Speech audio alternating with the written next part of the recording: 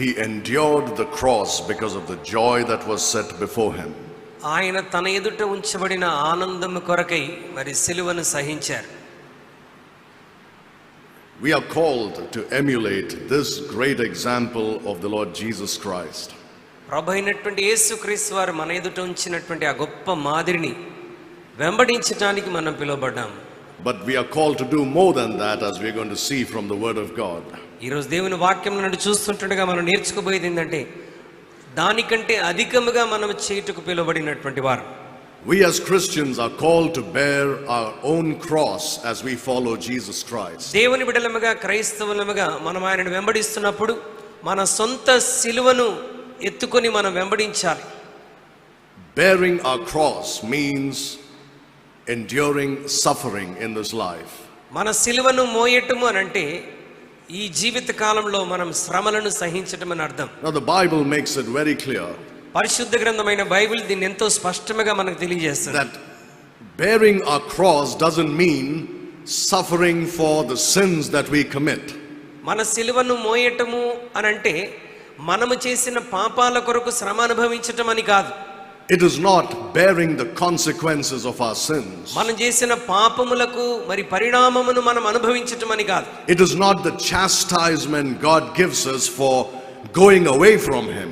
దేవుని నుండి మనము దూరముగా వెళ్ళిపోయి పాపంలో పడినందుకు దేవుడు మన మీద వేసేటువంటి శిక్ష కాదది. That's not our cross. అది మన యొక్క సిలువ కానే కాదండి. But when we walk with Jesus Christ, అయితే మనము యేసుక్రీస్తు ప్రభువారితో ప్రయాణం చేస్తున్నప్పుడు, and when we try to glorify him in our lives, మన జీవితం ద్వారా దేవుని మహిమపరచాలని మనం ఆశపడుతున్నప్పుడు, when we live godly in this world, మనం ఈ లోకంలో దైవికమైన జీవితాన్ని కొనసాగించాలని and still go through sufferings, అలాంటి పరిస్థితుల్లో కూడా శ్రమల గుండా మనం వెళ్ళినప్పుడు, and we continue to be faithful to the Lord, ఆ శ్రమల్లో కూడా మన ప్రభువైనటువంటి యేసుక్రీస్తుకు మనం నమ్మకస్తులుగా ఉన్నప్పుడు, that is bearing our cross. అది మనం మోస్తున్నటువంటి సిలువ. But what happens in the Christian life అయితే క్రైస్తవ జీవితంలో జరుగుతున్నటువంటిది ఏంటి? is that when we continue to bear this cross God wants us to bear, మన దేవుడు అనుమతించినటువంటి ఈ సిలువను మనం మోస్తున్నప్పుడు, when we go through pain, మనము దాని వలన వచ్చేటువంటి బాధ గుండా వెళుతున్నప్పుడు, when we go through stress, లేక మనం ఒత్తిడి గుండా వెళుతున్నప్పుడు, when we go through depression, లేక మన జీవితంలో మనం కృంగుదల గుండా వెళుతున్నప్పుడు, there is every possibility that we go away from God, మనము దేవుని నుండి దూరం వెళ్ళిపోయేటువంటి ప్రమాదం మన జీవితంలో ఖచ్చితంగా ఉంటుంది. that we get discouraged మనం నిరుత్సాహానికి గురిపోతాం, and defeated. మనం ఓడిపోతాం. That's why the Bible encourages us to look unto Jesus Christ, అందుకొరకే పరిశుద్ధ గ్రంథమైన బైబిల్ యేసు వైపు చూడమని మనల్ని ప్రోత్సహిస్తుంది. who endured the cross because of the joy that was set before him. మరి తన ఎదుట ఉంచబడిన ఆనందము కొరకై సిలువను సహించినటువంటి ప్రభు వైపు మనం చూడాలి. Joy is the antidote to this problem.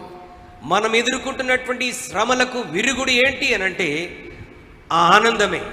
Many times the problems will not go away. చాలా సందర్భాల్లో మన జీవితంలో వచ్చినటువంటి శ్రమలు మన నుండి తొలగిపోవు. They will persist in spite of prayer. అవి ప్రార్థనలు మనం చేస్తున్నప్పటికీ మన జీవితంలోనే కొనసాగవచ్చు. And those are the times that we can get discouraged. అలాంటి సందర్భాల్లో మనం చాలా నిరుత్సాహానికి గురి చెందుతాం. So that's why it's important we understand the role of joy in the Christian life as we bear our cross. మన సిలువను మోస్తున్నప్పుడు క్రైస్తవ జీవితంలో మనం కలిగి ఉండవలసిన ఆనందం యొక్క లక్ష్యాన్ని మనం గ్రహించటం నేర్చుకోవటం చాలా అవసరం. Let's read Hebrews chapter 12 verses 2 and 3 once again. హెబ్రీయులకు రాసిన పత్రిక 12వ అధ్యాయం 2-3 వచనాలు మరొకసారి మనం చదువుకుందాం. ఇంత గొప్ప సాక్షి సమూహం మనలను మేఘం వలె ఆవరించి ఉన్నందున మనము కూడా ప్రతి భారమును సులువుగా చిక్కులుపెట్టు పాపమును విడిచిపెట్టి విశ్వాసమున కర్తయు దాన్ని కొనసాగించువాడునైన యేసు వైపు చూచుచు మన ఎదుట ఉంచబడిన పందెములో ఓపికతో పరిగెత్తుదము. ఆయన తన ఎదుట ఉంచబడిన ఆనందము కొరకై అవమానమును నిర్లక్ష్యపెట్టి సిలువను సహించి దేవుని సింహాసనం యొక్క కుడిపార్శ్వమున ఆసీనుడై ఉన్నాడు. మీరు అలసట పడకయు మీ ప్రాణములు విసుకకై ఉండునట్లు పాపాత్ములు తమకు వ్యతిరేకముగా చేసిన తిరస్కారం అంతయు ఓర్చుకొనిన ఆయనను తలంచుకొనుడి. Consider him, ఆయనను తలంచుకొనుడి, looking unto Jesus, యేసు వైపు చూచుచు. who endured the cross because of the joy that was set before him. తన ఎదుట ఉంచబడిన ఆనందము కొరకు సిలువను సహించినటువంటి ప్రభు వైపు. And we are called to experience this joy when we endure the cross. మనము కూడా మన సిలువను మోస్తున్నప్పుడు ఈ ఆనందమును అనుభవించుట కొరకే మనం కూడా పిలువబడ్డాం. Yesterday we have seen that there is the joy of salvation given to the believer. నిన్నటి దినాన నేర్చుకున్నాం ప్రతి విశ్వాసికి రక్షణ ఆనందము ఇవ్వబడుతున్నది. We have seen that the joy of the Lord is our strength. యెహోవా యందలి ఆనందమే మన బలమని మనం నేర్చుకున్నాం. We have seen that there is the joy of the Holy Ghost. పరిశుద్ధాత్మ యందలి ఆనందం మనకు కలుగుతుందని నేర్చుకున్నాం. And then there is the joy of prayer. మరి ప్రార్థన ద్వారా కలిగేటువంటి ఆనందం ఏంటో మనం చూసాం. Please turn with me in your Bibles to Jeremiah chapter 15. ఇర్మియా గ్రంథం 15వ అధ్యాయంలోనికి మీ పరిశుద్ధ గ్రంథాన్ని తెరవండి. Jeremiah chapter 15 and verse 16. ఇర్మియా గ్రంథం 15వ అధ్యాయం 16వ వచనం చదువుకుందాం. నీ మాటలు నాకు దొరకగా నేను వాటిని భుజించితిని. సైన్యములకు అధిపతికి యెహోవా దేవా నీ పేరు నాకు పెట్టుబడిన గనుక నీ మాటలు నాకు సంతోషమును నా హృదయమునకు ఆనందమును కలగజేయుచున్నవి. Jeremiah says, thy words were found. మరి నీ మాటలు నాకు దొరకగా And I did eat them. నేను వాటిని భుజించితిని. And thy word was unto me joy and rejoicing of my heart. నీ మాటలు నాకు సంతోషమును నా హృదయమునకు ఆనందమును కలగజేయుచున్నవి.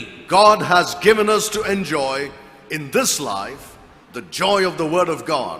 దేవుడు ఈ భూమి మీద ఈ లోకంలో మనకిచ్చినటువంటి ఆనందం ఆయన మాటలను బట్టి కలుగుచున్నటువంటి ఆనందాన్ని మనకిచ్చాడు. Brethren, pay very close attention to this. దేవుని బిడ్డలారా ఈ మాట వైపు మనం దృష్టి నుంచుదాం. It is important to understand how we can obtain this joy in this life. మనము ఈ భూమి మీద ఈ జీవితంలో ఈ ఆనందాన్ని ఏ విధంగా కలిగి ఉండగలమో ఒకసారి మనం దృష్టి ఉంచుదాం. God has shown us various ways to obtain this joy. ఈ ఆనందాన్ని పొందుకోవడానికి దేవుడు వివిధ మార్గాలు మనకు చూపిస్తూ ఉన్నాడు. Unless we experience it, వాటిని మనం అనుభవించేంత వరకు, we cannot face the trials of life. వాటిని అనుభవించేంత వరకు ఆ యొక్క శ్రమలను మనం We సహించుకోలేము. cannot bear the cross and follow Jesus ఆ Christ. సిలువను సహిస్తూ మనం ఆయనను వెంబడించే స్థితిలో ఉండలేము. Now the greatest possession that a believer has in this world, ఒక విశ్వాసికి లోకంలో దేవుడిచ్చినటువంటి ఒక గొప్ప స్థానం ఏంటంటే, the greatest possession, ఒక గొప్ప ఉన్నతమైనటువంటి స్థాయి, something he possesses. అంటే ఆయన కలిగి ఉండవలసినటువంటి ఒక స్థితి. The greatest possession that you and I have is this book. నీకు నాకు దేవుడిచ్చినటువంటి ఒక గొప్ప ఐశ్వర్యము ఏంటి అనంటే దేవుని వాక్యం. It is holy. ఇది పరిశుద్ధమైనటువంటిది. And it is necessary for our survival. మనం ఈ లోకంలో కొనసాగటానికి ఇది చాలా ప్రాముఖ్యమైనటువంటిది. Jeremiah said, I found your words and I did eat them. నేను నీ మాటలు కనుగొనగా నేను వాటిని భుజించి తిని అని జెర్మియా అంటున్నాడు. He found the word of God because it is written in a book. దేవుని వాక్యము పుస్తకంలో రాయబడినది గనుక ఇర్మియా వాటిని కనుగొన్నాడు. The words of God can be found in a book. దేవుని యొక్క మాటలు పుస్తకంలో కనుగొనబడతాయి. They are not hidden somewhere and kept in secret. అవి ఎక్కడో రహస్యముగా దాచబడినటువంటి మాటలు కాదు. The word is given to you. దేవుని మాటలు మనకి ఇవ్వబడ్డాయి.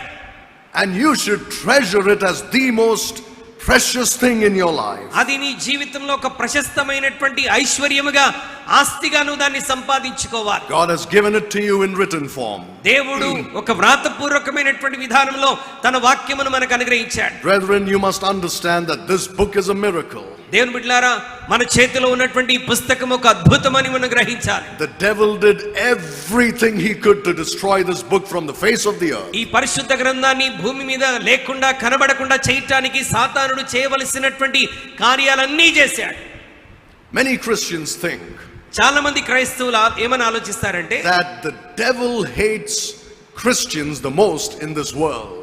మరి సాతానుడు ఈ లోకంలో క్రైస్తవులను అతిగా ద్వేషిస్తాడని అనుకుంటుంటాం. He does hate Christians, no doubt. అవునండి, వాడు క్రైస్తవులను ద్వేషిస్తాడు, నిజమే. But you know what he hates the most? అన్నిటికంటే ఎక్కువగా వాడు దేన్ని ద్వేషిస్తాడు తెలుసా? He hates this book. ఈ పుస్తకాన్ని, పరిశుద్ధ గ్రంథాన్ని వాడు ద్వేషిస్తాడు. And he did everything so that it cannot be found anymore. ఇది మనుషులకు ఇక కనబడకుండా ఉండటానికి వాడు చేయాల్సిన ప్రయత్నములన్నిటినీ చేశాడు. He used persecution against Christians. క్రైస్తవులకు వ్యతిరేకముగా శ్రమలను, హింసలను ఉపయోగించాడు. In the early church, ఆది సంఘములో they would catch Christians who had Bibles in their homes. పరిశుద్ధ గ్రంథాలు వారి చేతిలో కలిగి ఉన్నటువంటి క్రైస్తవులను వారు పట్టుకునేటువంటి They would bring those Bibles out and burn them in the street. వారి చేతిలో ఉన్న పుస్తకాలు బయటికి తీసుకుని వచ్చి వీధుల్లో పడవేసి కాల్చి వేసేటువంటి వారు. And then they would demand that these Christians renounce their faith in Christ. ఈ క్రైస్తవులందరూ కూడా యేసుక్రీస్తులో వారికి ఉన్నటువంటి విశ్వాసాన్ని తృణీకరించాలని బలవంతం చేసేవారు. And worship their idols. వారి దేవుళ్ళను, దేవతలను ఆరాధించినట్లుగా బలవంతం చేసేవారు. And if they refused, ఒకవేళ ఏ క్రైస్తవుడైనా అలా చేయటానికి వ్యతిరేకిస్తే they would be killed. వారు చంపబడతారు. The devil hates that book and anybody who tries to preserve that book. ఆ పుస్తకాన్ని ఎవరైతే దాచిపెట్టుకోవాలని, కలిగి ఉండాలని ప్రయత్నిస్తారో వారందరిని అపవాది ద్వేషించేటువంటి వాడు. So he did everything to destroy the Bible, because you see there was no printing press in those days. ఆ రోజుల్లో ముద్రణా యంత్రాలు లేవు గనుక సాతానుడు ఎంత వీలైతే అంతగా ఈ పుస్తకాన్ని నాశనం చేయడానికి ప్రయత్నించాడు. They burned hundreds and hundreds of Bibles, వందల కొలది పరిశుద్ధ గ్రంథాలను కాల్చివేశారు. all painstakingly copied by hand. మరి చేతితో వ్రాయబడినటువంటి పుస్తకములు కూడా They were all burned. అవన్నీ కాల్చబడ్డాయి. But you see, God promised in the Bible that he will preserve his word. అయితే దేవుడు తన వాక్యాన్ని మరి నిత్యము నిలిచి ఉంటుందని ఆయన వాగ్దానం చేశాడు గనుక దేవుడు తన వాక్యాన్ని భద్రపరిచాడు. From this generation forever, he says. ఈ తరం మొదలుకొని తరతరముల వరకు దేవుని వాక్యం మరి నిలిచి ఉంటుంది. The Bible says, thou hast exalted thy word above all thy name. దేవుడు తన నామము కంటే తన వాక్యమును అత్యధికముగా హెచ్చించాడని దేవుని వాక్యం సెలవిస్తుంది. He's not going to allow it to be lost. ఆ పరిశుద్ధ గ్రంథము నాశనం అవటానికి ఆయన అనుమతించేవాడు కాదు. God started something called the Reformation to bring the pure word of God into the world. పవిత్రమైన పరిశుద్ధమైన వాక్యం ప్రజలకు అందుబాటులో వచ్చినట్టుగా దేవుడు సంస్కరణను లేవనెత్తాడు. In the 16th century. 16వ శతాబ్దంలో. Because you see, what happened was that some established churches, మరి కొన్ని ఎస్టాబ్లిష్ మరి బలముగా స్థాపించబడినటువంటి సంఘాలు perverted the word of God and corrupted the word of God. దేవుని వాక్యాన్ని పాడు చేయడానికి ప్రయత్నం చేశారు. And they gave a word of God which was not like how God gave it to Christians. దేవుడు తన ప్రజలకు ఇచ్చినటువంటి వాక్యముగా ఆ దినాల్లో ఉన్న సేవకులు వారికి అందేటట్టుగా చేయలేకపోయారు. They added many books to the Bible. ఈ పరిశుద్ధ గ్రంథానికి ఇంకా ఇతర పుస్తకాలు చేకూర్చారు. And they changed the words in the Bible. పరిశుద్ధ గ్రంథంలో అనేకమైనటువంటి మాటలు మార్చివేశారు. So they had in their hands a perverted Bible. So ఆ దినాల్లో ఉన్నటువంటి విశ్వాసుల చేతిలో పాడైపోయినటువంటి పరిశుద్ధ గ్రంథాలు ఉండేవి. But you see, God still preserved the pure words of God. అయితే దేవుడు తన పరిశుద్ధ వాక్యాన్ని నిరంతరం నిలిచి ఉండేటట్టుగా చేయగలిగినటువంటి వాడు. In the 16th century, he raised up a man named Martin Luther in Germany. 16వ శతాబ్దంలో జర్మనీ దేశంలో మార్టిన్ లూథర్ అనేటువంటి ఒక వ్యక్తిని దేవుడు లేవనెత్తాడు. And he came out of the established church and he translated the Bible from pure manuscripts into the German language. ఆయన గొప్ప సంఘాలుగా పిలువబడుతున్నటువంటి మందిరాల నుండి బయటికి వచ్చి ఒక పవిత్రమైన పరిశుద్ధ గ్రంథాన్ని ప్రజలకు అందించడానికి ప్రయాసపడ్డాడు. And then in the year 1611, మరి 1611వ సంవత్సరంలో in England, ఇంగ్లాండ్ దేశంలో God used some great men to translate the King James Bible. మరి గొప్ప దైవజనులను ఈ కింగ్ జేమ్స్ బైబిల్ ని ట్రాన్స్లేట్ చేయడానికి వాడుకున్నాడు. Till then it was called Dark Ages. అప్పటి వరకు మరి చీకటి యుగముగా పిలువబడుతుండేటువంటిది. With this book and the printing of it came light into the world. ఈ విధంగా మరలా పరిశుద్ధ గ్రంథాన్ని ముద్రించడం ద్వారా లోకంలోనికి వెలుగు వచ్చినట్టుగా అయింది. Today, if you have this book in your hand, ఒకవేళ ఈ రోజు నీ చేతిలో ఈ పరిశుద్ధ గ్రంథాన్ని కలిగి ఉన్నావంటే it's because many martyrs have shed their blood to give it to you. అనేక మంది హతసాక్షులు ఈ పుస్తకం నీకు ఇవ్వటం కొరకు వారి రక్తాన్ని చిందించారు. God did great miracles to give it to you. దేవుడి పుస్తకం మన చేతిలో వచ్చినట్లుగా గొప్ప కార్యాలు జరిగించాడు. Thy words were found. నీ మాటలు నేను కనుగొనగా. They are found in a book. ఆయన మాటలు ఎక్కడ కనుగొంటాం? ఆయన ఇచ్చిన పుస్తకంలో మనం కనుగొంటాం. We are not talking about some special supernatural dream or vision.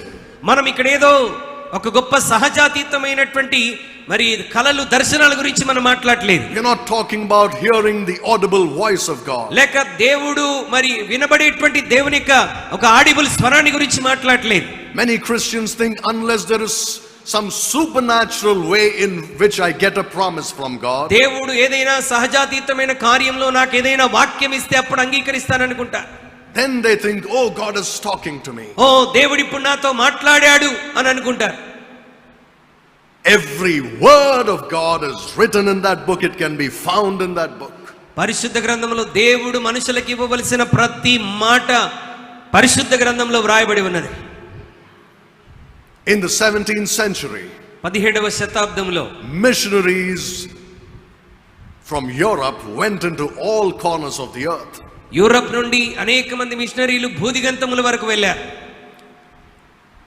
And we think they went to win souls and to plant churches. That was their primary purpose. మరి మనందరికి తెలిసినట్టుగా వారు మరి ఈ ప్రపంచ దేశాలన్నిటికీ వెళ్ళి స్వార్థను ప్రకటించి నశించిన ఆత్మను రక్షించడానికి వెళ్ళారని మనం ఆలోచిస్తాం.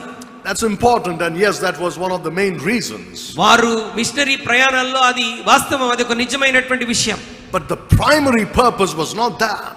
అయితే వారి యొక్క ప్రాముఖ్యమైనటువంటి ఉద్దేశం అది కాదు.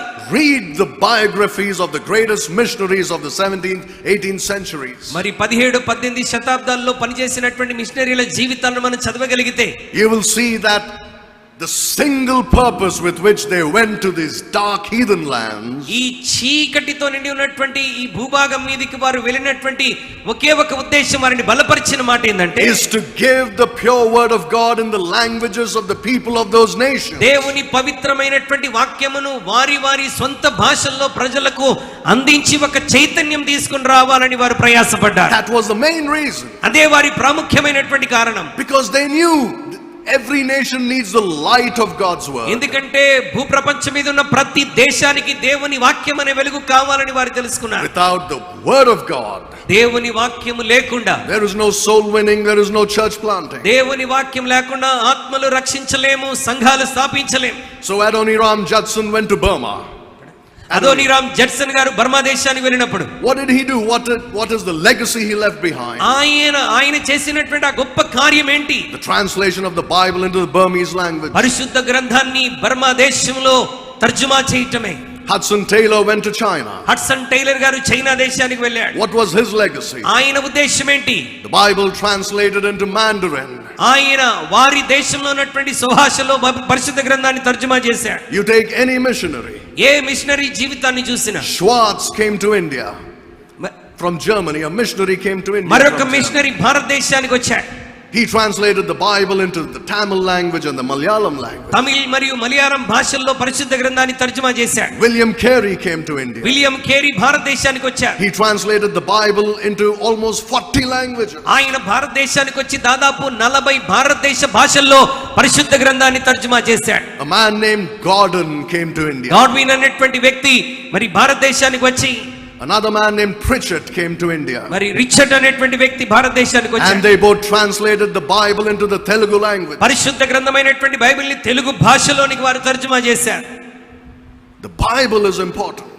బైబిల్ చాలా ప్రాముఖ్యమైనటువంటిది.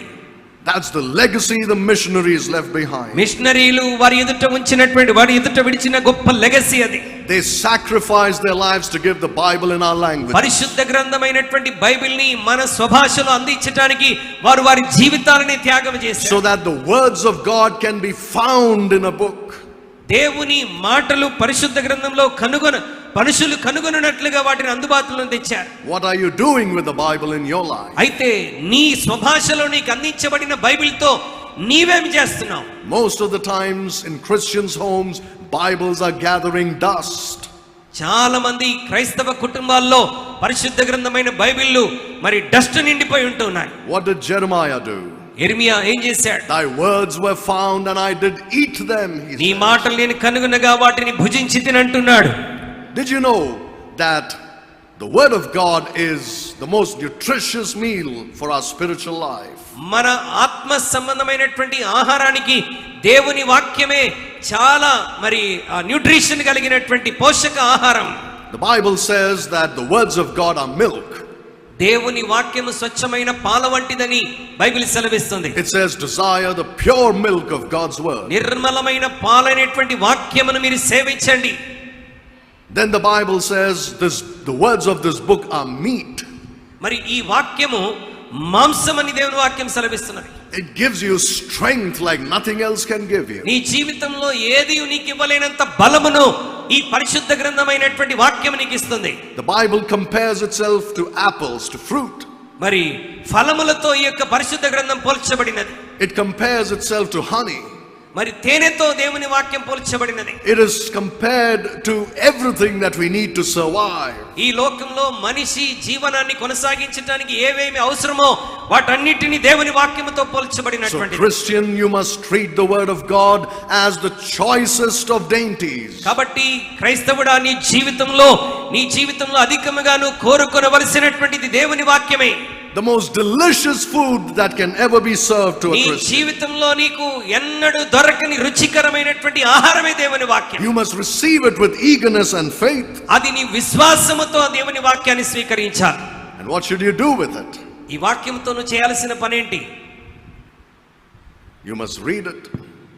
దేవుని వాక్యాన్ని నువ్వు చదవాలి. You must memorize it.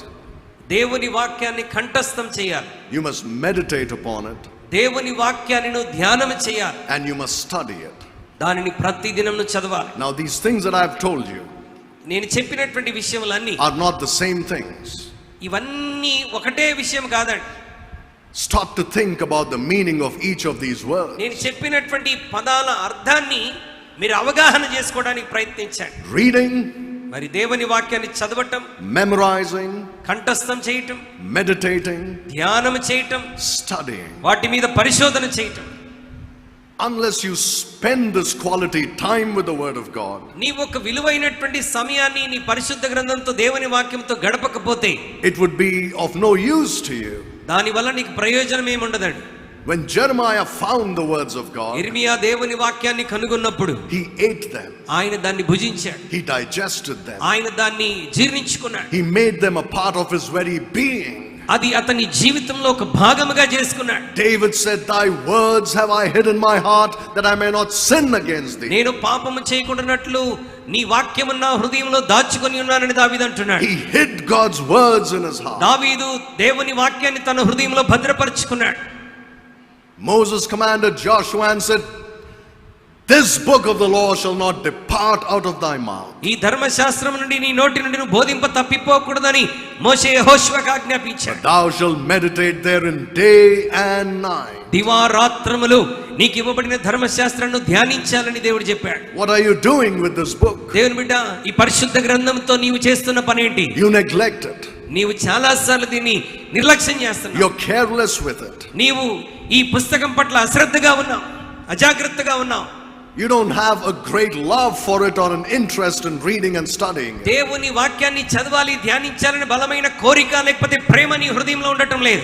All you need is that one little promise. నీకు కావలసిందల్లా నిన్ను తృప్తిపరిచేటువంటి ఆ వాగ్దానం ఒకటే. All you want is to go to church and hear the preacher quote a verse which agrees with your situation. లేకపోతే నీవు దేవుని మందిరానికి వెళ్ళి నీ పరిస్థితికి అనుగుణమైనటువంటి మాట ఆ సేవకుడు పలికితే బాగుండని ఆశ కలిగి ఉండడం అంతే. And once you hear it, you go happy. You don't need anything. ఒక్కసారి నీకు ఇష్టమైనటువంటి వాక్యం అక్కడ నుండి వచ్చి నీ చెవిలో పడితే ఇక అంతటితోనే తృప్తి చెంది వెళ్ళిపోతూ ఉంటావు. But once you get back into the hustle and bustle, the grind of life, మరలా నీ జీవితంలో నీ జీవన ప్రయాణంలో శ్రమల్లో ఇబ్బందుల్లో వెళుతున్నప్పుడు you're overwhelmed with the waves of oppression and trials. నీవు చాలా భయంకరమైనటువంటి ఒత్తిడికి మరి నిరుత్సాహానికి గురైపోతున్నావు. And you say, "Why this cross for me? ఇది ఎందుకు నా జీవితంలో సంభవించింది? I don't have the strength to bear it." నేను దీన్ని జయించడానికి నా దగ్గర శక్తి లేదు.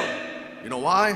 ఎందుకో తెలుసా? You have kept aside that which God has given you to bear this cross. దేవుడు నీ సిలువను భరించడానికి కావలసిన సామర్థ్యం ఇచ్చే దేవుని వాక్యాన్ని నువ్వు పక్కన పెట్టేశావు. When you spend time with this book, నీవు చాలినంత సమయాన్ని ఈ పుస్తకంతో గడపగలిగితే, Jeremiah said, when he ate them, ఇర్మియా అంటున్నాడు, నేను వాటిని తినగా thy word was unto me the joy and rejoicing of my ఈ heart. మాటలు నాకు సంతోషమును నా హృదయమునకు ఆనందమును కలగజేయుచున్నవి.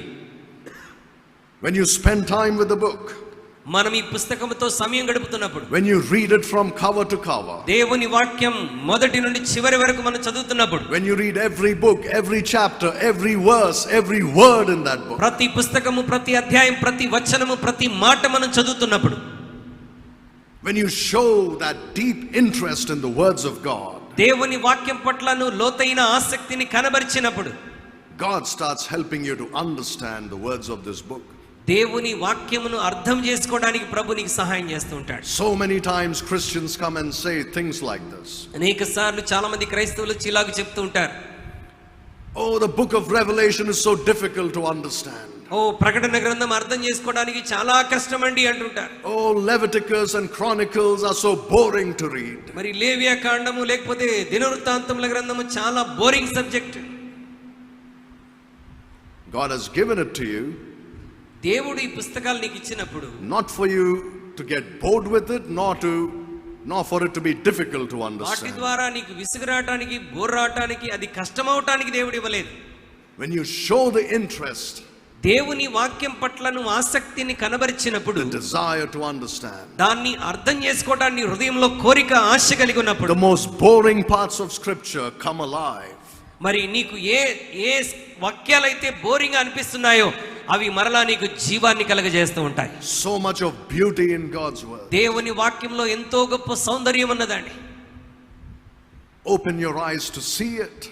నీ నేత్రాలు తెరిచి వాటిని కనుగొనటానికి ప్రయత్నించు. Once you start understanding the Bible, ఒక్కసారి దేవుని వాక్యాన్ని అర్థం చేసుకోవటం మొదలు పెడితే, with the help of the Holy Spirit, పరిశుద్ధాత్మ దేవుని సహాయంతో అర్థం చేసుకోగలిగితే, you will experience a joy which you cannot understand, or which you cannot talk about. నీవు గ్రహించలేని వర్ణించలేని అద్భుతమైన ఆనందాన్ని నీ హృదయంలో నువ్వు You అనుభవించగలవు. don't get joy when you read the Bible because you don't understand it.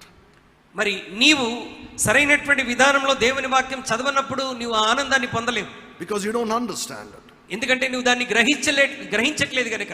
Understanding brings joy. దేవుని వాక్యాన్ని నువ్వు చదివి గ్రహించినప్పుడే ఆ గ్రహింపు నీకు ఆనందాన్ని తీసుకొని వస్తుంది. Let me show you a verse in the Bible. Look at Ecclesiastes chapter 2 and verse 26.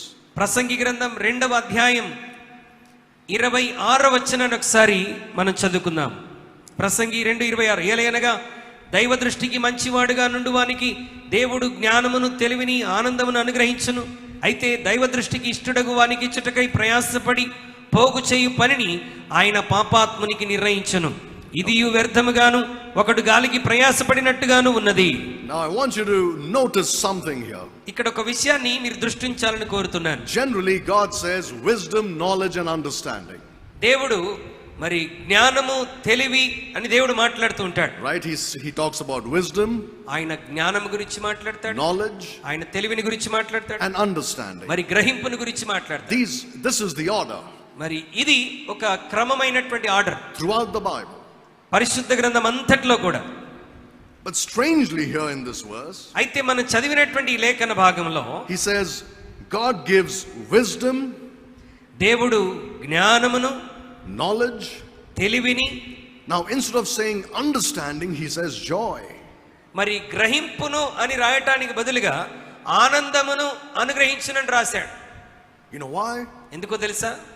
Because understanding brings joy. ఎందుకంటే గ్రహింపు మనకు ఆనందాన్ని కలుగజేస్తుంది. When you understand what God is saying in that book, దేవుడు ఆ వాక్యంలో ఏమి చెప్తున్నాడో నువ్వు గ్రహించగలిగితే, you experience joy unspeakable and full of glory. నీవు వర్ణించలేని మహిమకరమైనటువంటి గొప్ప ఆనందాన్ని నీ జీవితంలో అనుభవించగలవు. Because God has opened the eyes of your understanding. దేవుడు గ్రహించగలిగినటువంటి నీ మనోనేత్రాలను దేవుడు వెలిగించాడు. Just like he opened the eyes of those two disciples on the way to Emmaus. యమ్మయి మార్గంలో ఇద్దరు శిష్యుల నేత్రములను దేవుడు ఎలాగైతే వెలిగించాడో అలాగున, Just like he opened the eyes of the disciples to understand the scriptures. శిష్యులు దేవుని వాక్యాన్ని గ్రహించినట్లు వారి నేత్రములు ఎలా వెలిగించాడో ఆ విధముగా. And when he does that, that joy is unspeakable joy. ఆయన అలాగు చేసినప్పుడు ఆ పొందుకునేటువంటి ఆనందం వర్ణించలేనటువంటిది. Look at John chapter 15 and verse 11. యోహాను సువార్త 15వ అధ్యాయం 11వ వచనాన్ని మనం ఒకసారి చూద్దాం. యోహాను సువార్త 15:11. మీ యందు నా సంతోషం ఉండవలననియు మీ సంతోషం పరిపూర్ణము కావాలననియు ఈ సంగతులు మీతో చెప్పుచున్నాను. John says the same thing. ఇక్కడ కూడా యోహాను అదే మాట చెప్తున్నాడు. In 1 John also. మొదటి యోహాను పత్రికలో కూడా Jesus says, these things I have spoken unto you, మరి నేను పలికినటువంటి ఈ మాటలు that my joy may remain in you. నా సంతోషము మీ యందు నిలిచి ఉండగలుగునట్లు ఈ మాటలు ఇస్తున్నాను You అంటున్నాడు. see the connection between the word of God and joy? దేవుని వాక్యము ఆనందము ఆ రెండింటికి మధ్య సంబంధాన్ని చూస్తున్నారా? When you spend time with the book, నీవు దేవుని వాక్యంతో సమయం గడిపినప్పుడు God speaks to you. దేవుడు నీతో మాట్లాడతాడు. God speaks to you personally, దేవుడు వ్యక్తిగతంగా నీతో మాట్లాడతాడు, intimately, సన్నిహితముగా నీతో మాట్లాడతాడు. and that produces joy. అది నీ హృదయంలో ఆనందాన్ని కలుగజేస్తుంది. And John says in his epistle, these things write I unto you that your joy may be full. యోహాను తను రాసినటువంటి పత్రికల్లో అంటున్నాడు, ఇదిగో ఈ మాటలు మీకు ఆనందము కలిగినట్లుగా నేను మీకు అందిస్తున్నాను. Brethren, cling to this book.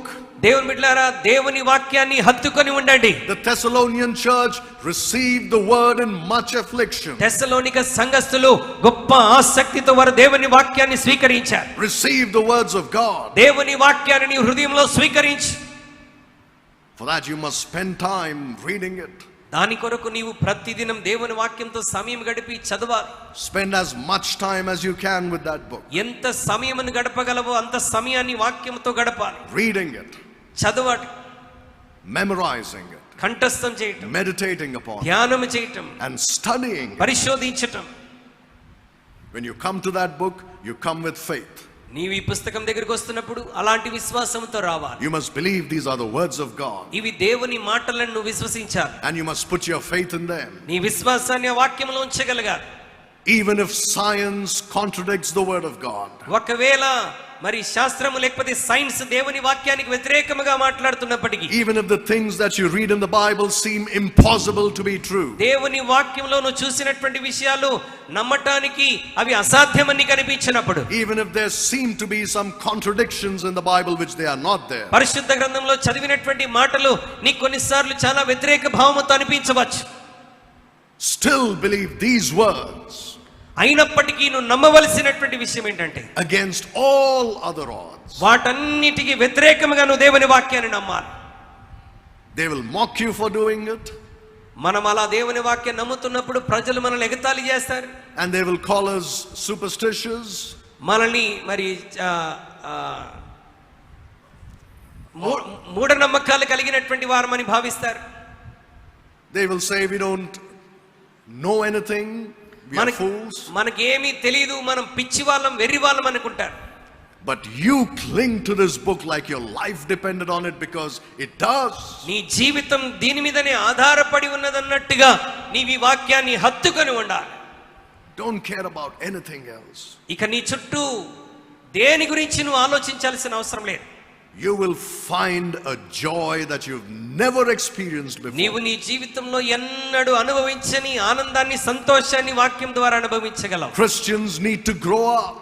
క్రైస్తవులు వారు ఎదగవలసినటువంటి వారై ఉన్నారు. Grow up from receiving milk from others to eating meat by themselves. మరి పాలను సేకరించటం మొదలుకొని మాంసాహారం తినేటువంటి స్థితిలోనికి క్రైస్తవులు ఎదగాలి. You don't have to be dependent on anybody to get the words of God. దేవుని వాక్యాన్ని స్వీకరించడానికి నువ్వు ఎవరి మీదను ఆధారపడాల్సిన అవసరం లేదు. You have direct access to that book. దేవుని వాక్యాన్ని గ్రహించటానికి నేరుగా దేవుడు నీకు అవకాశం ఇస్తా ఉన్నాడు. Bible says there is one mediator between God and men, the man Christ Jesus. మనుషులకు దేవునికి మధ్యవర్తి ఒక్కడే, ఆయనే క్రీస్తేసు నరుడు. You go to him through that book.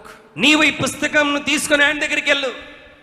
There you will see his face and hear his voice. ఆయన ముఖమును, ఆయన స్వరమును ఈ పుస్తకంలో నువ్వు వింటావు. The joy that you will experience will be unspeakable. మనం పొందేటువంటి ఆనందము, సంతోషము మాటల్లో వర్ణించలేనటువంటిది. You see how many things God has given us that we may experience joy in this life. మనం ఈ భూమి మీద ఆనందాన్ని అనుభవించడానికి ఎన్ని అవకాశాలు దేవుడు ఇస్తున్నాడు చూడండి. So many different ways. వివిధ రీతుల్లో ఆయన మనకు ఆనందాన్ని కలుగజేస్తున్నాడు. So that you don't have to live a miserable life. కాబట్టి మనం ఏదో మరి దయనీయమైనటువంటి నాశనకరమైన జీవితాన్ని జీవించాల్సిన అవసరం లేదు. So that we don't have to walk about with a long face because of the pain and suffering in our lives. మన జీవితంలో కలుగుతున్న శ్రమల ద్వారా, ఇబ్బందుల ద్వారా విచారకరమైనటువంటి ముఖమును, దుఃఖముఖమును పెట్టుకొని మనం వెళ్ళాల్సిన అవసరం లేదు. We don't have to go around saying, I don't know why God has allowed this in my life. దేవుడు ఎందుకు నా జీవితంలో వీటన్నిటిని అనుమతించాడా అని నువ్వు చింతిస్తూ ఉండాల్సిన అవసరమే లేదు. There will be so much of joy in your heart నిశ్చయముగా నీ జీవితంలో గొప్ప ఆనందాన్ని కలిగి ఉండగలవు. that every day you will sing and say, oh, victory in Jesus. ప్రతి దినం నువ్వు సంతోషంతో పాడుతూ యేసులో విజయం అని నువ్వు చెప్పగలవు. Because of the joy in your heart. ఎందుకంటే నీ జీవితంలో గొప్ప సంతోషాన్ని పొందుకుంటున్నావు. Cling to this book. దేవుని వాక్యమును హత్తుకొని జీవించు. Make this the most precious possession of your life. ఈ పుస్తకం నీ జీవితంలో గొప్ప ఆస్తిగా నువ్వు భావించాలి. But you see, God has given us so many other things. ప్రియమైన బిడ్డలారా, దేవుడు మనకి ఇంకా ఎన్నో విషయాలు అనుగ్రహించాడు. Look at Philemon chapter 1 and verse 20. ఫిలోమోను పత్రిక 1వ అధ్యాయం 20వ వచనాన్ని దేవుని వాక్యాన్ని మనం చూద్దాం. ఫిలోమోను 1 Chapter 1 and verse 20. Yeah, verse 20.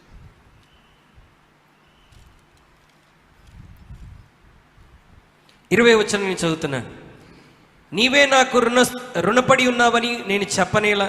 అవును సహోదరుడా, ప్రభునందు నీ వలన నాకు ఆనందము కలగనిమ్ము, క్రీస్తునందు నా హృదయమునకు విశ్రాంతి కలగజేయుము.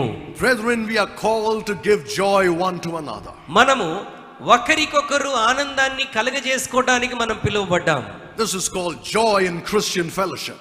ఇది క్రైస్తవ సహవాసంలో కలిగేటువంటి ఆనందం అని చెప్పబడుతున్నది. The people of the world know the importance of friendship and fellowship. లోకంలో ఉన్నటువంటి ప్రజలకు మరి ఆ యొక్క సహవాసాన్ని, స్నేహం కలిగి ఉండడం, సహవాసం కలిగి ఉండడం అన్నటువంటి విషయం తెలుసు. They know it's very important to survive. అది ఈ లోకంలో మనం కొనసాగటానికి ఇది చాలా ప్రాముఖ్యమైనటువంటిది. Now look at the young people in the world today. లోకంలో ఉన్నటువంటి యవనస్తుల వైపు ఒకసారి చూడండి. They have jobs in MNCs. వారు MNC కంపెనీస్ లో ఉద్యోగాలు చేస్తున్నారు. And it's a very stressful thing to go through that. అది చాలా భయంకరమైన ఒత్తిడి గుండా వెళుతున్నటువంటి ఉద్యోగాలు. Right, they have been given very difficult goals to reach. వారికి మరి చేరుకోవడానికి అసాధ్యమైనటువంటి లక్ష్యాలు, టాస్క్లు ఎన్నో పెడుతున్నారు. It's very difficult. చాలా కష్టమైన పనులు. And they go through that grind day after day. ప్రతిరోజు ఆ విధమైనటువంటి శ్రమ గుండా వాళ్ళు వెళ్తూ ఉంటారు. And then they keep looking forward to that weekend. మరి ఆ వీకెండ్ కొరకు, ఆ సెలవుల దినముల కొరకు వారు ఎదురు చూస్తూ ఉంటారు. So that they can go and spend time with their friends. ఆ 2 సెలవు దినాలు స్నేహితులతో సమయం గడపాలని కోరుకుంటారు. And spend time entertaining themselves. తమను తాము ఆనందింపజేసుకోవడానికి సమయం గడపాలని ఆశిస్తారు. Going to pubs and drinking and getting high. Pubs లోకి వెళ్తూ ఉంటారు, మరి మత్తు పదార్థాలు సేవిస్తూ ఉంటారు. Doing things with their friends for that little time of happiness they get. ఆ తాత్కాలికమైనటువంటి సమయాన్ని సంతోషంతో అనుభవించడానికి చేయకూడని పనులన్నీ చేస్తుంటారు. How sad their lives are. వారి జీవితాలు ఎంత దయనీయమైన స్థితిలో ఉన్నాయో ఆలోచించండి. That's how many people are. చాలా మంది అదే విధంగా ఉంటున్నారు. They think the fleeting pleasures of this world can sustain them forever. ఈ లోకములో ఉన్నటువంటి ఒత్తిడి నుండి పారిపోవడానికి ఈ విధమైనటువంటి కార్యాలే చేయాలనుకుంటారు. So they go and spend time with their friends. To do it together is more fun. వారు వెళ్ళి తమ స్నేహితులతో కలిసి ఎంతగా సమయం గడపాలో అలాగూ సమయం గడుపుతూ ఉంటారు. What I also see is this. నేను ఇంకా చూస్తున్నటువంటి విషయాలు ఏంటంటే, The loneliness they experience. వారు అనుభవిస్తున్నటువంటి ఒంటరితనం, The sadness they experience. వారు ఎదుర్కొంటున్నటువంటి దుఃఖము, విచారం, They cannot bear it. వారు భరించలేనటువంటిది. They want somebody to share that with them. వారి భారాన్ని, దుఃఖాన్ని ఎవరో ఒకరు పంచుకుంటే బాగుంటుందని ఆలోచిస్తారు. So you see them getting into wrong relationships. అలాగున ఆలోచిస్తూ వారు మరి తప్పుడు సంబంధాల్లోనికి వెళ్ళిపోతుంటారు. Wrong friendships. మరి తప్పుడు స్నేహంలోనికి వెళ్ళిపోతుంటారు. Which will ultimately end in disaster. అది గొప్ప నాశనంలోనికి వారిని నడిపిస్తున్నది. But you see, brethren, God has said that there is joy in Christian fellowship. అయితే దేవుని వాక్యం మనకు నేర్పిస్తున్నటువంటి గొప్ప విషయం, సహవాసంలో దేవుని బిడ్డలతో సహవాసంలో మనకు ఆనందం ఉన్నదంట. There is joy when you meet another Christian. అంటే మరొక క్రైస్తవుని తోటి విశ్వాసిని కలుసుకున్నప్పుడు కలిగేటువంటి సంతోషం. They can refresh you in the faith. వారు విశ్వాసంలో నిన్ను ఉత్తేజపరచగలరు. They can encourage you. వారు నిన్ను ప్రోత్సహించగలరు. They can bear your burden. వారు నీ భారాలు నీతో కూడా సహించగలరు. They can pray for you. నీ కొరకు ప్రార్థించగలరు. They can uphold you before God. వారు దేవుని సన్నిధిలో నిన్ను గురించి మొరపెట్టగలరు. They can give you the word of God. దేవుని వాక్యాన్ని నీకు ఇవ్వగలరు. The world cannot do this to you. లోకము వీటన్నిటిని నీకు ఇవ్వలేదు. Your unsaved friends cannot give this to you. రక్షణ లేని నీ స్నేహితులు వీటిని నీకు ఇవ్వలేరు. That's why the Bible says, do not forsake the assembling of yourselves together. అందుకొరకే సమాజముగా మీరు కూడుకొనుట మానవద్దని దేవుని వాక్యం సెలవిస్తుంది. God knows how important Christian fellowship is. దేవుని బిడ్డలారా, మరి క్రైస్తవ సహవాసం ఎంత ప్రాముఖ్యమైనదో దేవుడు చెప్తున్నాడు. If you try to bear the burden yourself, నీకు నీవుగానే నీ భారములన్నీ మోయటానికి ప్రయత్నిస్తే you will get crushed under it. నీవు చాలా కృంగిపోతావు. The yoke is put on 2 oxen and they plow together. మరి ఒక కాడి 2 ఎద్దులను ఉపయోగించి దాన్ని వాడుతూ ఉంటారు. That's how God wants it to be with you. దేవుడు కూడా మన విషయంలో అలాగే ఉండాలని ఆశపడుతున్నాడు. He wants you to be refreshed and rejoice in Christian fellowship. క్రైస్తవ సహవాసంలో నువ్వు ఉత్తేజింపబడాలని, నువ్వు సంతోషం కలిగి ఉండాలని దేవుడు కోరుతున్నాడు. Sometimes you find born again Christians making friendship with unsaved people. కొన్నిసార్లు తిరిగి జన్మించినటువంటి క్రైస్తవులు దేవుని బిడ్డలు రక్షణ లేనటువంటి వారితో సహవాసంలో ఉంటూ ఉంటారు. They say, oh well, I can't help it, I'm working with them. నేను వారితో కూడా పని చేస్తున్నాను కాబట్టి తప్పదు, వారితో ఫ్రెండ్షిప్ చేయాలి, వారితో ఎక్కడికంటే అక్కడికి వెళ్ళాలి. Well, we understand that. దాన్ని అర్థం చేసుకోగలం. But that doesn't mean you get yoked with them. అంటే నువ్వు వారితో కూడా కలిసి కాడిని మోయాలి అని దాని అర్థం కాదు. Doing the things they do. వారు చేస్తున్న క్రియలు నువ్వు కూడా చేయాలని కాదు. Speaking the things they speak. వారు మాట్లాడుతున్న మాటలే నువ్వు మాట్లాడాలని కాదు. No, that's not what God wants you to do. దేవుని యొద్ద నుండి ఆశిస్తున్నటువంటిది అది కాదు. He wants you to be a witness to them. నీవు నీ రక్షణ లేని స్నేహితులకు నువ్వు ఒక సాక్షిగా ఉండాలి. And if you cannot be, withdraw yourself from them. ఒకవేళ నువ్వు సాక్షిగా ఉండకపోతే ఆ సహవాసం నుండి నువ్వు తప్పించుకోవటమే మంచిది.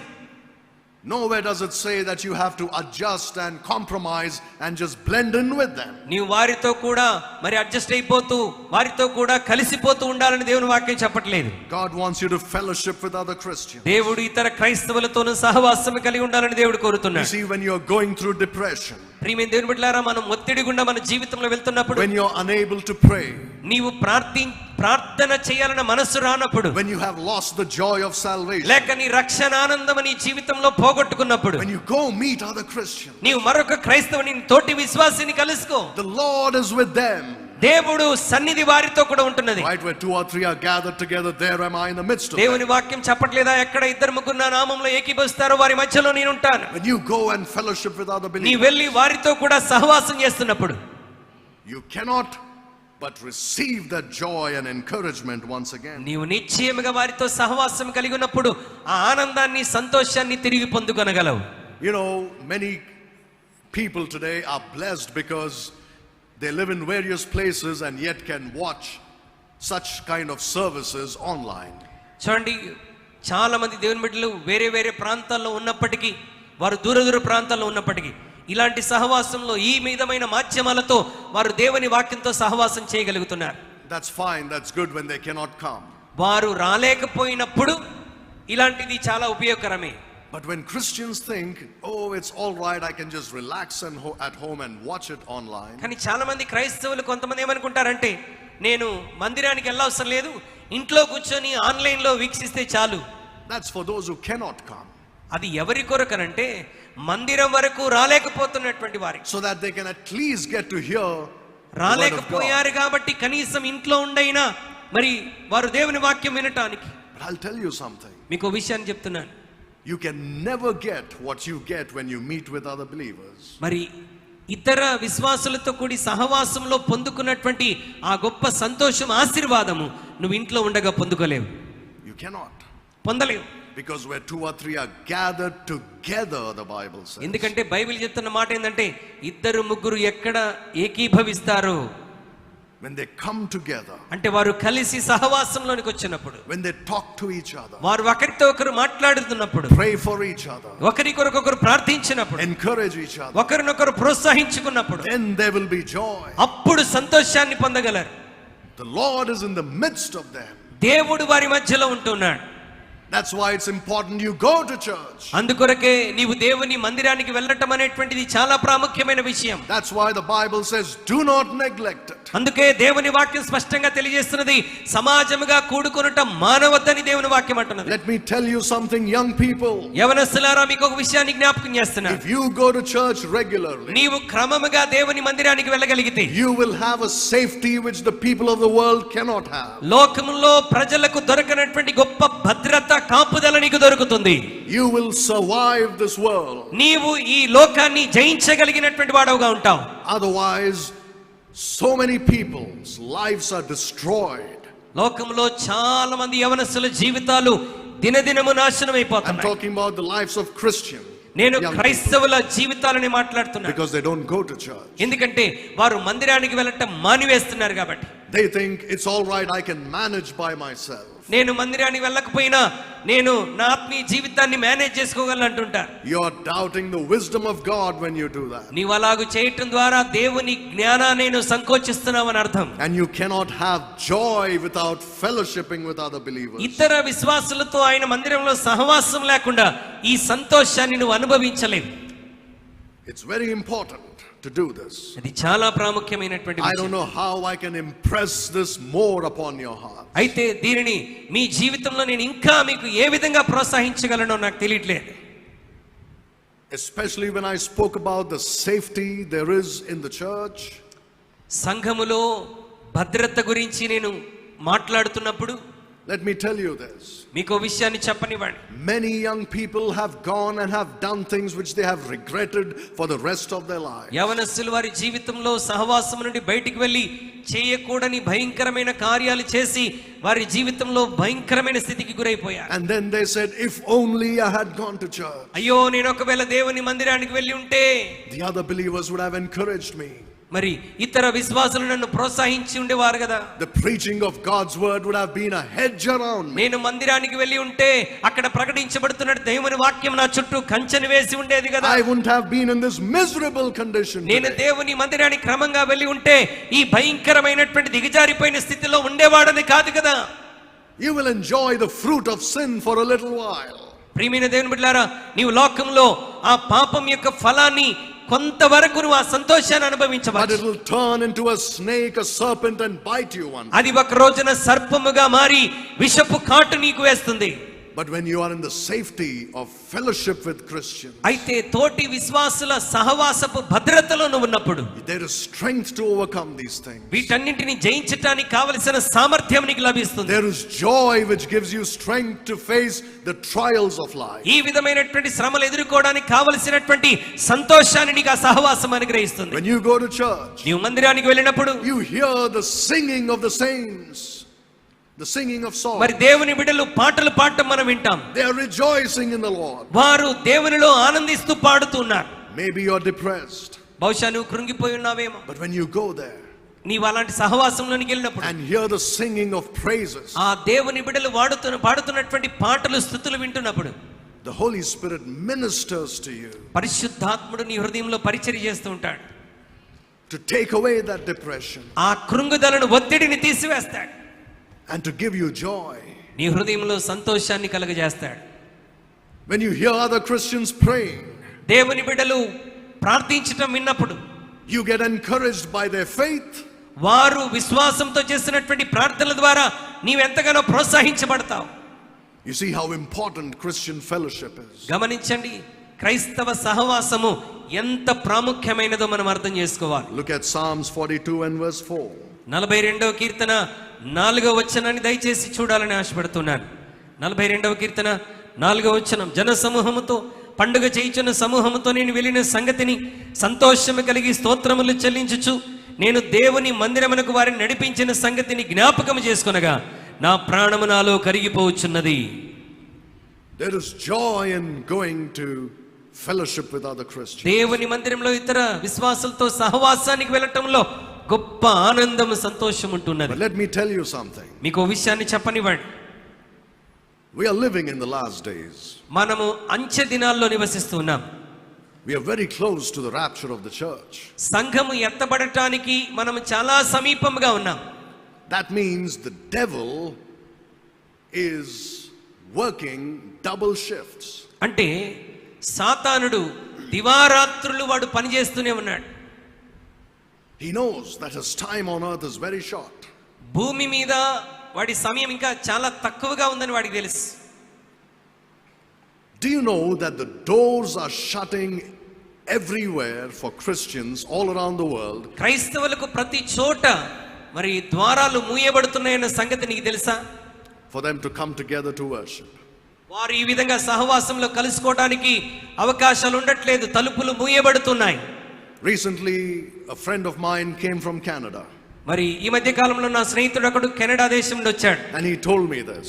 He said, in Canada, church buildings are being sold for mosques and for Hare Rama, Hare Krishna people. మరి కెనడా దేశంలో మరి మందిరాలన్నీ కూడా మాస్కులకు అదే విధంగా మరి హరే రామ హరే కృష్ణ మందిరాలకు అమ్మబడుతున్నాయని చెప్పాడు. Because Christians don't want to come together anymore. ఎందుకంటే క్రైస్తవులు ఇక మీదట సహవాసంలో కలుసుకోవడానికి వారంతా ఇష్టం చూపట్లేదు. The same thing is happening in England. England దేశంలో కూడా జరుగుతున్నటువంటిది ఇదే. Same thing all over Europe. మరి యూరప్ దేశంలో జరుగుతున్నటువంటిది ఇదే. But then when you come to Asia, ఆసియా ఖండానికి వచ్చినప్పుడు, we are in India and all around us we have these Asian countries. మనం భారతదేశంలో ఉన్న మన చుట్టూ ఈ అనేకమైనటువంటి దేశాలు ఉంటూ ఉన్నాయి. Now think about it. దీని గురించి ఆలోచించండి. In the east of India you have Bangladesh. మరి ఈస్ట్ ఇండియా వైపు మనకు బంగ్లాదేశ్ ఉన్నది. There the doors are closed for Christians. Bangladesh లో క్రైస్తవులకు ద్వారాలు మూయబడ్డాయి. On the west of India, మరి భారతదేశానికి దక్షిణ మరి వెస్ట్ వైపున పశ్చిమ వైపున you have Pakistan. పాకిస్తాన్ ఉన్నది. The doors are closed for Christians. క్రైస్తవుల కొరకు ద్వారాలు మూయబడ్డాయి. They are persecuted. వారు హింసించబడుతున్నారు. Look at the north of India. మరి భారతదేశానికి ఉత్తర వైపున చూస్తే You have China and Russia. China Russia దేశాలు ఉన్నాయి. You have Bhutan. Bhutan. The doors are closed for Christians. అక్కడ కూడా క్రైస్తవులకు ద్వారాలు మూయబడుతున్నాయి. You are not allowed to meet like this.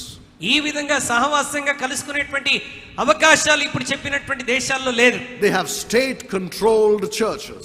వారి యొక్క రాష్ట్రాలు సంఘాలను వారి స్వాధీనంలో ఉంచుకున్నాయి. That means the pastor has to preach what the government tells them to preach. అంటే ప్రభుత్వము ఏమి ప్రసంగించమని చెప్తే ఆ ప్రసంగమే పాస్టర్ గారు చేయాలి. Only the churches that are approved by the government are legal. ప్రభుత్వము ద్వారా అనుమతించబడినటువంటి మరి చర్చెస్ మాత్రమే ఉనికిలోనికి ఉండాలి. Anything else is illegal. ఒకవేళ ప్రభుత్వానికి వ్యతిరేకంగా ఏ సంఘమును ఆరంభించినా అవి ఇల్లీగల్ గా ఉంటాయి. One man used to write to me from China emails. ఒక వ్యక్తి మరి చైనా దేశం నుండి నాకు ఉత్తరం రాస్తూ ఈమెయిల్ చేస్తూ ఉన్నాడు. He said, brother, it's such a blessing for me to listen to your preaching. Brother, ఇదిగో నేను ఇక్కడ ఉండి మీ వాక్యాలు వినటం నాకు ఎంతగానో ఆశీర్వాదకరంగా ఉంది. But it's not legal for me to do what I'm doing. అయితే నేను చేస్తున్నటువంటి పని ఇక్కడ చేయటానికి మరి అది ఇల్లీగల్ గా ఉన్నది అంటున్నాడు. We are only allowed to go to churches that are appointed by the government. మరి కేవలం ప్రభుత్వం చేత అనుమతించబడినటువంటి మందిరాల్లోనికి మాత్రమే వెళ్ళాలి. The pastors are given printed sermons to preach. మరి పాస్టర్ గారులకు ఏ ప్రసంగం చేయాలో ప్రభుత్వం వారు ముందుగానే ప్రింట్ చేసి ఇస్తారు. And they have to praise the government in their sermons. వారి యొక్క ప్రసంగాలలో ప్రభుత్వాన్ని పొగుడుతూ ఉండాలి. And he said, I don't know how long we will be able to survive like this. మేము ఇంకెంతకాలం ఇలా కొనసాగగలమో మాకు అర్థం కావట్లేదు. He asked me for some good material. కొన్ని మంచి మెటీరియల్ కొరకు ఆయన నన్ను అడిగాడు. I sent him and we were writing to each other back and నేను forth. అతనికి పంపిస్తా ఉన్నాను, అతను నాకు ఈమెయిల్ చేస్తుంటే నేను మరలా అతనికి తిరిగి జవాబిస్తున్నాను. But after some time there were no more emails from him. ఆ తరువాత కొంతకాలానికి అతని దగ్గర నుండి నాకు ఒక్క ఈమెయిల్ కూడా రాలేదు. I don't know what happened to him. మరి ఆయనకి ఏమి జరిగిందో ఇప్పటి వరకు నాకు సమాచారం లేదు. You see, that's the condition they are in there in China. China దేశంలో ఇలాంటి భయంకరమైనటువంటి పరిస్థితులు ఉంటున్నాయి. You go south of India. ఒకవేళ మీరు భారతదేశంలో దక్షిణ వైపుగా వెళ్తే You have Sri Lanka and those other small islands, Sri Lanka మరియు చిన్న చిన్నటువంటి ద్వీపాలు ఉన్నాయి. Buddhist and Muslim places. బుద్ధిస్టులు అదేవిధంగా ముస్లింలు. No place for the church. ఆలయాలు నిర్మించడానికి అవకాశమే లేని ప్రాంతాలు. Do you know how privileged you are here in India? నీవు నేను భారతదేశంలో ఎంత మరి ఆధిక్యత కలిగినటువంటి వారమో తెలుసా? All around India, the doors are closed to the church. All around India, the doors భారతదేశము చుట్టూ కూడా మందిరాల కొరకు తలుపులు మూయబడ్డాయి. Now we are in South India. అయితే మనము దక్షిణ భారతదేశంలో ఉన్నాం. Have you noticed something? నీవేదైనా విషయాన్ని గ్రహించావా? The doors have started closing in India too. భారతదేశంలో కూడా మెల్లమెల్లగా తలుపులు మూయబడుతున్నాయి. It has started in the north of India. ఇది ఉత్తర భారతదేశంలో ఆరంభమైంది. And it's slowly coming down. మెల్లమెల్లగా మన దగ్గరికి కూడా వచ్చేస్తుంది. I don't know how long the doors will be open here in India. భారతదేశంలో మరి ఎంత కాలం వరకు మనకు ద్వారాలు తెరవబడి ఉంటాయో తెలీదు. When you have this privilege of fellowshipping with other believers. ప్రియమైన దేవుని బిడ్డలారా, ఇతర విశ్వాసులతో ఇలాగూ సహవాసం కలిగి ఉండే ఆధిక్యత నీకు అనుగ్రహించబడినప్పుడే Make the best use of it.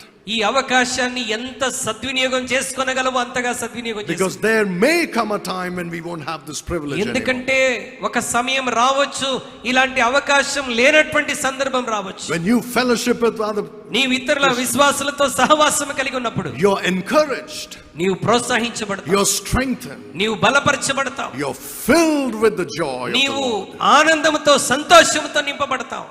And you will have that strength you need to face the trials of this life. ఈ లోకంలో శ్రమలను హింసలను ఎదుర్కోవడానికి కావలసినటువంటి ఆ బలమును సామర్థ్యాన్ని కలిగి ఉంటావు. There is the joy of the word of God. ప్రియమైన దేవుని బిడ్డలారా, దేవుని వాక్యము ద్వారా మనం ఆనందాన్ని పొందుకోగలుగుతున్నాం. There is the joy of fellowshipping with other అంత మాత్రమే కాకుండా ఇతర విశ్వాసులతో సహవాసం చేయటం ద్వారా మనం సంతోషాన్ని కలిగి ఉంటున్నాం. This joy gives you the strength to bear your cross. ఈ ఆనందము నీవు సిలువను భరించడానికి నీకు సహాయం చేస్తుంది. Now remember, you can't say I'll choose this one to get me joy or that one and leave the others.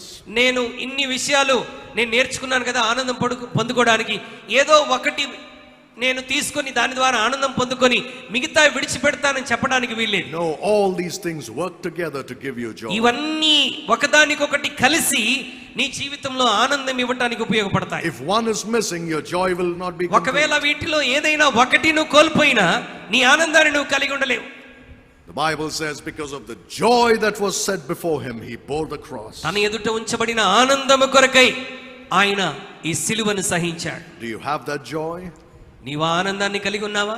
You know how to get it if you're a born again Christian. నీవు తిరిగి జన్మించిన క్రైస్తవుడు అయితే అది ఎలా పొందుకోవాలో నేర్చుకున్నావు. But if you're not a saved person, ఒకవేళ నువ్వు రక్షించబడకపోతే you can get it by coming to Jesus Christ. యేసుక్రీస్తు దగ్గరికి రావటం ద్వారా నువ్వు ఈ ఆనందాన్ని కలిగి ఉండగలవు. Let us pray. ప్రార్థన